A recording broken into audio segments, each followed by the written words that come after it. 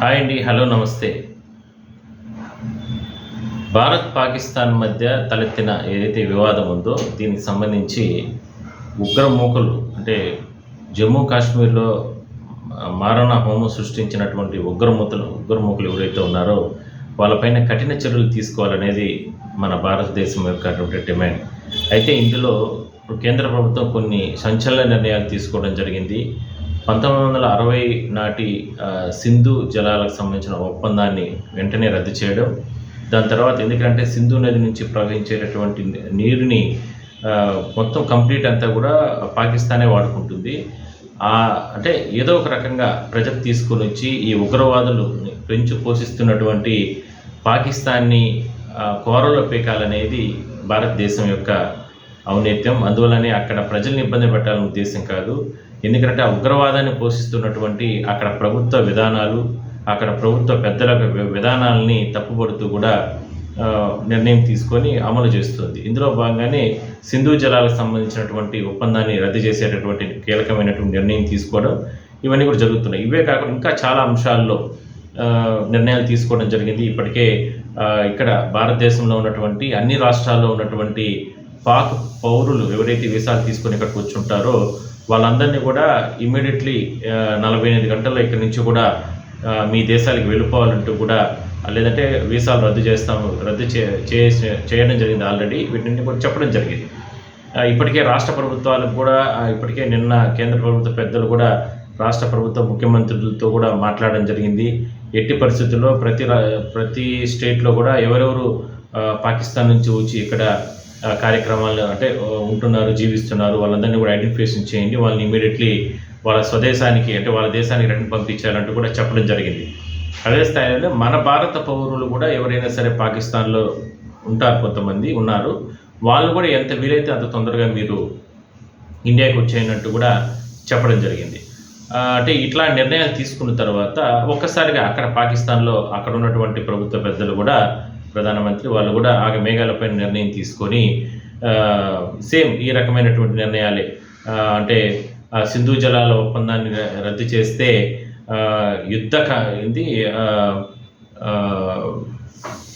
అంటే వాళ్ళ ప్రభుత్వ విధానాల ప్రకారం యుద్ధకాంక్షతో అంటే దాన్ని అడ్డుపడినట్టు నిర్ణయం తీసుకుంటాం, ఇట్లా రకరకాలుగా ఏదో బెదిరించే రకంగా మాటలు కూడా మాట్లాడడం జరిగింది. మరోవైపు అక్కడ ఉన్న భారత పౌరులంతా కూడా మీరు వెళ్ళిపోండి మీ స్వదేశానికి అంటూ కూడా మాట్లాడడం జరిగింది. ఇక్కడ మన ఇండియాలో కావచ్చు, అక్కడ పాకిస్తాన్లో ఉన్నటువంటి మన ఇండియాకి సంబంధించినటువంటి అధికారులు ఎవరైతే ఉంటారో వాళ్ళు కూడా మీరందరూ మీ ఇండియాకి వెళ్ళిపోండి అంటూ కూడా ఆదేశాలు ఇవ్వడం జరిగింది. ఇవన్నీ కూడా జరుగుతున్నాయి. కానీ ఇప్పటికే అగ్రరాజ్యం అమెరికా కావచ్చు, లేదంటే ఇట్లా మరికొన్ని దేశాలు ఆల్రెడీ పాకిస్తాన్ను ఉగ్రవాద దేశంగా ప్రకటన కూడా చేయడం జరిగింది. గతంలో చేయడం జరిగింది. నిన్న జరిగిన ఘటనకు సంబంధించి ఏదైతే జమ్మూ కాశ్మీర్లో జరిగినటువంటి ఘటన, పహల్గామ్లో జరిగిన ఘటనకు సంబంధించి దాదాపుగా 28 మంది చనిపోయిన నేపథ్యంలో 26 మంది మన ఇండియాకి సంబంధించి ఇతర దేశస్తులు చనిపోయిన నేపథ్యంలో పర్యాటకులు అత్యంత హీనంగా ఐడి కార్డు అడగమని చూపించి, లేదంటే అదేవిధంగానే చిన్న పిల్లలు, మహిళలు ఉన్న సందర్భంలో ఉగ్రమూకలు విచక్షణారహితంగా కాల్పులు జరిపి అంతమందిని పొట్టన పెట్టుకోవడం జరిగింది. మరి దీనికి ఏ విధంగా సమాధానం చెప్తుంది పాకిస్తాన్? ఎందుకంటే ఏదైతే గతంలో ఎన్నో అనుభవాలు పాకిస్తాన్కు ఉంది, అంటే అక్కడ ఉన్నటువంటి ఉగ్రవాదుల్ని పెంచి పోషించినటువంటి గతంలో ఉన్నటువంటి సైనిక అధికారులుగా ఉన్నటువంటి వాళ్ళే ఆ దేశానికి పెద్ద సమస్యగా మారింది ఒకనొక దశలో. ముషారఫ్ లాంటి వాళ్ళు ఒకనొక దశలో దేశాన్నే వాళ్ళు చేతులకు తీసుకోవడం జరిగింది. ఆ రకమైనటువంటి పరిస్థితులు గతంలో ఉన్నాయి. మరి ఇప్పుడు కూడా ఆ రకమైనటువంటి ప్యారలల్గా అంటే సైన్యం ఒకవైపు, ఉగ్రవాదాన్ని ఒకవైపు పెంచు పోషించుకుంటూ రావడం. సైన్యం పెంచుకోవడంలో తప్పు లేదు, అంటే వాళ్ళ దేశానికి భద్రత దృష్ట్యా పెట్టుకోవచ్చు. కానీ ఉగ్రవాదులను కూడా ఇతర దేశాలపైన పంపడానికి, అదేవిధంగానే దాయాది దేశంగా ఉన్నటువంటి మనపైన పంపడానికి ఉగ్రవాదులకి నిధులు ఇచ్చి, ఉగ్రవాదులకి ఆయుధాలు ఇచ్చి ఈ రకంగా దొంగ దెబ్బ, చావు దెబ్బ కొట్టడం అనేది హీనమైనటువంటి చర్య. 140 కోట్ల మంది ప్రజలు కూడా కనీసం గత 4 రోజులు 3 రోజుల నుంచి కూడా ఎంత కసిగా ఉన్నారంటే అంత కసిగా ఉన్నారు. మా బిడ్డల్ని, మా భారత మాత బిడ్డల్ని చంపేసిన నేపథ్యంలో ఏ విధంగా ప్రభుత్వం చర్యలు తీసుకోవాలి అనేటటువంటి ఆందోళనతో వాళ్ళున్నారు. అందరూ కూడా సపోర్ట్ చేస్తున్నారు.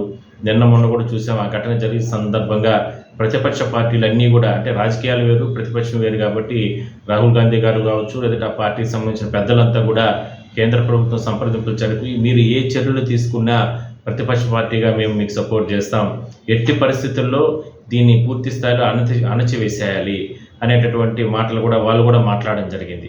నిన్న కూడా ఆయన రాహుల్ గాంధీ గారు ఏదైతే ఘటన జరిగినటువంటి పహల్గాం వద్దకు వెళ్ళి అక్కడ కూడా పరిస్థితులను పర్యవేక్షించారు, చూశారు. అధికారులను అడిగి కూడా తెలుసుకోవడం జరిగింది. అయితే ఇప్పటికే ఆ ఘటన జరిగిన వెంటనే మొత్తం అంటే ఆర్మీ అంతా కూడా అధికారులు కావచ్చు, లేదంటే సైన్యం అంతా కూడా ఉగ్ర మూకల్ని ఏరి పారేయడానికి చర్యలు ప్రారంభించింది. ఆల్రెడీ భారత్ సరిహద్దు ప్రాంతాల్లో అనేటువంటి ఎక్కడైతే ఉగ్రవాదులు ఎక్కువగా ఉంటారో ఆయా ప్రాంతాల్లో అంటే గగనతలంతో పాటు అదేవిధంగానే మాన్యువల్గా భూమిపైన సెర్చింగ్ చేయడం, ఇట్లా రకరకాల చర్యలు తీసుకొని కొనసాగిస్తున్నారు. ఏ సమయంలో అయినా సరే సర్జికల్ స్ట్రైక్స్ లాంటి కార్యక్రమాలు భారత్ చేస్తుంది. అవసరం వస్తే ఉగ్రవాదుల్ని అంటే వాళ్ళ స్థావరాలను ధ్వంసం చేయడానికి లైన్ ఆఫ్ కంట్రోల్ దాటి కూడా వచ్చి అంటే యుద్ధ విమానాలు, భారత్కు సంబంధించిన యుద్ధ విమానాలు లోపలికి వచ్చి కూడా ఇక్కడ అంటే దాడులు చేసే అవకాశం ఉందంటూ కూడా ఇప్పటికీ కూడా పసిగట్టినటువంటి పాకిస్తాన్ మన సరిహద్దు ప్రాంతాల్లో వాళ్ళకు ఉన్నటువంటి స్థావరాల్లో ఇప్పటికీ కూడా యుద్ధ విమానాలని, అదేవిధంగానే మరికొంతమంది సైన్యాన్ని వీళ్ళందరినీ కూడా ఏర్పాటు చేసుకున్నట్టు కూడా తెలుస్తుంది. సో ఇవన్నీ చాలా దుర్మార్గమైన చర్య పాకిస్తాన్ చేసేటటువంటి కార్యక్రమాలు. అందువల్లనే భారత్ తీసుకునే చర్యలు సింధు జలాలకు సంబంధించిన ఒప్పందాన్ని రద్దు చేయడాన్ని అంటే భారత ప్రజలే కాకుండా ప్రపంచవ్యాప్తంగా ఉన్నటువంటి సమాజం కూడా విశ్వసిస్తూ ఉంది, గుర్తిస్తూ ఉంది. ఎందుకంటే ప్రతిసారి కూడా ఎందుకంటే అంతకుముందు ఎన్నో రకమైన ఉగ్రవాదులు, ఎన్నో రకమైనటువంటి సైన్యాన్ని ఎంతోమందిని మనం పొట్టను పెట్టుకోవడం జరిగింది. అయితే దాని తర్వాత పరిణామాలు ఎన్నో రకాల ఇబ్బందులు పెట్టడం జరిగింది. ఇంకా కూడా జీవితాంతం అంటే ఇంకా కూడా వాళ్ళకి సంబంధించిన ఉగ్రవాదుల్ని భారత్లోకి పంపించడం, ఇక్కడ విధ్వంసం చేసేటువంటి కార్యక్రమాలు చేయడం. నిన్న కూడా కొంతమంది పాకిస్తాన్కి సంబంధించిన కొంతమంది పెంచి పోషిస్తున్న ఉగ్రవాదులు కొన్ని సమావేశాలు అక్కడ నిర్వహించడం, అక్కడి నుంచి కూడా మోడీ గారిని టార్గెట్ చేస్తాం, సింధు జలాల్ని రద్దు చేస్తే, సింధు జలాలు ఆపివేస్తే ఆ సింధు నదిలోనే అక్కడ భారత్ ప్రజలు లేదంటే మోడీ గారి రక్తాన్ని పారిస్తామంటూ కూడా రకరకాల కామెంట్స్ చేయడం జరిగింది. ఇదంతా కూడా ఉగ్రవాదులు ఉగ్ర రూపంతో వాళ్ళు పెంచి రకంగా మాట్లాడడం అనేది కరెక్ట్ కాదు. దీనిపైన కఠిన చర్యలు తీసుకోవడానికి ప్రభుత్వం కూడా సిద్ధంగా ఉంది. అయితే ఇందులో కొన్ని చెప్తా నేను, అంటే భారత్ మనకు ఉన్నటువంటి శక్తి సామర్థ్యాలు కావచ్చు, లేదంటే పాకిస్తాన్కి 1 రోజు 2 రోజుల్లోనే మనం అనుకోగలిగితే మన టార్గెట్స్ అన్నీ కూడా కంప్లీట్ చేసేసే అవకాశం అయితే ఉంటుంది. కానీ మనకి ఎప్పుడు కూడా మనకున్న భారత ప్రజలకు ఉన్నటువంటి విశ్వాసం ఏంటంటే శాంతి ప్రకారమే. ఎందుకంటే అటు సైడ్ ఇప్పటి వరకు కూడా మన భారతదేశ చరిత్రలో ఏ రోజు కూడా ఉగ్రవాదులను మనం పోషించింది లేదు. అదేవిధంగానే మన తోటాలకు పాకిస్తాన్ ప్రజలు ఉగ్రవాదులు కాదు, ప్రజలు ఒక్కరంటే ఒక్కరు కూడా మన దేశ చరిత్రలో ఒక బిడ్డ కానీ, ఒక తల్లి కానీ, ఒక పౌరుడు కానీ చనిపోయినటువంటి చరిత్ర మన భారతదేశానికి లేదు. అదే పాకిస్తాన్కి సంబంధించినటువంటి చరిత్ర. ఎంతోమంది మన బిడ్డలను మనం పోగొట్టుకున్నాం. భారత మాత బుద్ధు బిడ్డల్ని, చిన్న బిడ్డల కానుంచి ముస్లిమ్స్ కూడా, అంటే మన భారతదేశంలో ముస్లిమ్స్ కూడా ఎంతోమంది చనిపోవడం జరిగింది వాళ్ళు పెట్టినటువంటి ఉగ్రవాదులు పెట్టినటువంటి దాడుల్లో. ఇట్లా ఎంతోమంది మహిళలు, వృద్ధులు ఇట్లా ఎంతోమంది చనిపోవడం పొట్టను పెట్టుకున్నాం. అయినా కూడా శాంతియుతంగానే మనము కొన్ని సందర్భాల్లో చర్యలు తీసుకున్నప్పుడు కూడా కొన్ని సందర్భాలు శాంతియుతంగానే మనం పోరాటం చేస్తున్నాం. కానీ వాళ్ళు చేసినటువంటి దుర్మార్గమైన చర్య తాజాగా ఇప్పటి వరకు కూడా కంటి మీద నిద్ర లేనటువంటి రాత్రులు భారత ప్రజలు అనుభవిస్తున్నారు. అయితే ఒకసారి అంటే జస్ట్ అంటే మనకున్నటువంటి శక్తి, వాళ్ళకున్నటువంటి, మనకి ఇంకా ఎన్నో రకాలైనటువంటి ఆయుధాలు, టెక్నాలజీ మనకుంది, వాళ్ళకి ఏమీ లేవు. కానీ ఏమీ లేనటువంటి కుక్కలు ఇవాళ ఎదురు తిరిగి మనపైన దాడి చేసేదానికి ప్రయత్నాలు చేస్తున్నాయి. అవన్నీ సహజం అనుకుంటే, భారతదేశంగా అనుకుంటే 1-2 రోజులు, బహుశా లేదంటే వారం రోజుల్లోనే పాకిస్తాన్ని నెట్టేట, అంటే ఎందుకంటే పాకిస్తాన్కి చైనా అంటుంది, ఇట్లా పక్క దేశానికి 2-3 అండున్నాయి. మనకు ఎవరు అండ లేకపోయినా, మనకు అగ్రరాజ్యం అమెరికా అండ ఉన్నప్పటికీ కూడా రష్యా లాంటి కావచ్చు, రష్యా కానీ ఇలాంటి ఫ్రాన్స్ కానీ ఈ దేశాలన్నీ కూడా మనకు అండదండలు ఉన్నప్పటికీ కూడా అవేవి కూడా మనకు సపోర్ట్ చేయకపోయినా కూడా మనం వారం రోజుల్లోనే 2-3 రోజుల్లోనే పాకిస్తాన్లో ఉన్నటువంటి ఉగ్ర స్థావరాలను కంప్లీట్ చేయొచ్చు. పాకిస్తాన్ని ఓడించి మన వైపుకు తిప్పుకునేటటువంటి శక్తి సామర్థ్యాలు, అణ్వాయుధాలు ఇవన్నీ కూడా మనకున్నాయి. అవన్నిటి గురించి ఒక మాట నేను చెప్తాను.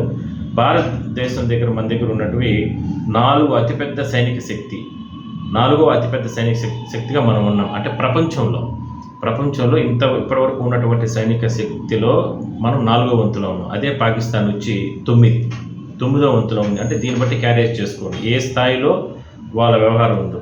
ఇంకా సైనిక సిబ్బంది వచ్చి మనకు 15 లక్షల మంది మనకు భద్రతా సిబ్బంది ఉన్నారు. సైన్యం వాళ్ళకు వచ్చి 8.5, అంటే డబుల్, మనకంటే చాలా తక్కువ. మనం చూడవచ్చు, దీన్ని బట్టి వేరియేషన్ చేసుకోవచ్చు. ఇక పారా మిలిటరీ సిబ్బంది, రిజర్వ్ సిబ్బంది వచ్చి వీళ్ళిద్దరూ కలిపి 26 లక్షల మంది మన దగ్గర ఉన్నారు. వాళ్ళ దగ్గర వచ్చి 11 లక్షల మంది. ఇక్కడ కూడా ఫెయిల్యూర్ వాళ్ళు. అణు సామర్థ్యం మనకు వచ్చి, అణ్వాయుధాలు మనకు వచ్చి, మనము అణ్వాయుధాలు కానీ మనం ప్రయోగం చేస్తే భూమిపైన ఏ ప్రాంతానికైనా, అసలుకి వాళ్ళకు ఉన్నటువంటి పాకిస్తాన్కు ఉన్నటువంటి ఏరా అంటే మనది చాలా పెద్ద దేశం, విశాలమైనటువంటి దేశం. వాళ్ళది కుక్క పిల్లలాగా తోకంత ఉంటుంది. ఒక అణ్వాయుధం, ఒక అణుబాంబు వేస్తే దేశం ఉంటుంది. కానీ అలాంటి దుశ్చర్య మన భారతదేశం చేయదు. ఎందుకంటే అక్కడ కూడా ఉండేది పౌరులు, బిడ్డలు ఎంతోమంది ఉంటారు కాబట్టి. అణ్వాయుధాల్లో భూమిపైన వేసేటటువంటి అణ్వాయుధాలు మన దగ్గర ఉన్నాయి. గాల్లోనే అణ్వాయుధాలు మనం చేసి అంటే వేసేటటువంటి అణ్వాయుధాలు మన దగ్గర ఉన్నాయి. అదేవిధంగానే సముద్రంలో నుంచి కూడా మనం చేసేటటువంటి అణ్వాయుధాలు మన దగ్గర ఉన్నాయి. అంటే సముద్రంలో మనము అంటే సునామీ సృష్టించైనా సరే ఆ దేశాన్ని నామరూపాలు చేసేటటువంటి శక్తి మన దగ్గర ఉంది. అదే వాళ్ళ దగ్గర వచ్చి కేవలం భూమిపైన మాత్రమే, అది కూడా తక్కువ దూరంలో మాత్రమే. అంటే వాళ్ళు ఒకవేళ ప్రయోగం చేస్తే చాలా తక్కువ దూరంలో, బహుశా ఇప్పుడు ఒకవేళ అక్కడెక్కడో వాళ్ళు అణ్వాయుధాల నుంచి మనం ప్రయోగం చేస్తారనుకో, మన బార్డరు మళ్ళీ అంటే మన ఆ చుట్టుపక్కల ప్రాంతాలు, గ్రామాలు అలాంటి ప్రాంతాల వరకు వచ్చే అవకాశం అయితేనే ఉంటుంది. ఆ స్థాయి అంత తక్కువ ఉన్నటువంటి అణ్వాయుధం అది ఒకటి మాత్రమే, కొన్ని మాత్రం వాళ్ళ దగ్గర ఉన్నాయి. దీంట్లో ఇంకొచ్చి ఎయిర్ క్రాఫ్ట్లు మన దగ్గర వచ్చి 22,000 ఉన్నాయి. వాళ్ళ దగ్గర వచ్చి 14,000 ఉన్నాయి. యుద్ధ విమానాలకు సంబంధించి అన్ని దాంట్లో కలుపుకుంటే. ఇంకా సబ్మరైన్లు వచ్చి మనకు వచ్చి 17 ఉన్నాయి. దీంట్లో 2 వచ్చి న్యూక్లియర్. ఇంకా వాళ్ళకి లేవు. సబ్మరైన్లు 9 ఉన్నాయి, న్యూక్లియర్ లేవు. మనకు వచ్చి సైబర్ టెక్నాలజీకి సంబంధించి అత్యాధునిక సాంకేతికతో కూడినటువంటి సైబర్ టెక్నాలజీ మనకు ఉంది. మనం దాన్ని అంటే వాళ్ళు ఒకవేళ ఏదైనా సరే వాళ్ళు ప్రయోగిస్తే మనం వెంటనే దాన్ని కొన్ని కిలోమీటర్లలోనే మన వైపు దూసుకొస్తున్నటువంటి మిసైల్స్ కావచ్చు, లేదంటే యుద్ధ విమానాలు కావచ్చు, లేదా ఏదైనా సరే మనం కనిపెట్టగలిగేటటువంటి శక్తి సామర్థ్యాలు మనకున్నాయి. వాళ్ళకి సైబర్ దీనికి సంబంధించి ఇప్పుడిప్పుడే వాళ్ళు డెవలప్మెంట్ చేసుకుంటున్నారు. మనకు వచ్చి అమెరికా, రష్యా, ఇందాక నేను చెప్పినట్టు అమెరికా, రష్యా, ఇజ్రాయిల్, ఫ్రాన్స్తో మనకు వ్యూహాత్మకమైనటువంటి ఒప్పందాలు ఉన్నాయి. అంటే ఇలాంటి యుద్ధ సమయాల్లో, అంటే మామూలుగా వ్యాపారానికి సంబంధించిన లావాదేవీలు ఉంటాయి, బట్ అవి కాకుండా వ్యూహాత్మక ఒప్పందం అంటే ఏంటంటే ఇలాంటి యుద్ధ సమయాల్లో ఏ విధంగా ఇచ్చిపుచ్చుకోవాలి, ఏ రకమైనటువంటి సహాయ సహకారాలు అందించాలి అనేటటువంటివి మనం ఈ 4 దేశాలతో, అన్ని 4 దేశాలు అగ్ర దేశాలే. అమెరికా అగ్ర దేశం, ప్రపంచంలోనే అత్యంత శక్తివంతమైనటువంటి దేశం. రష్యా ఇంక చెప్పాల్సిన అవసరం లేదు. ఇజ్రాయెల్, రాఫెల్ లాంటి యుద్ధ విమానాలని మనకు ఇచ్చినటువంటి ఫ్రాన్స్ మనకు సపోర్టెడ్ ఉంది. వాళ్ళకు వచ్చి కేవలం చైనా ఒకటి ఉంది.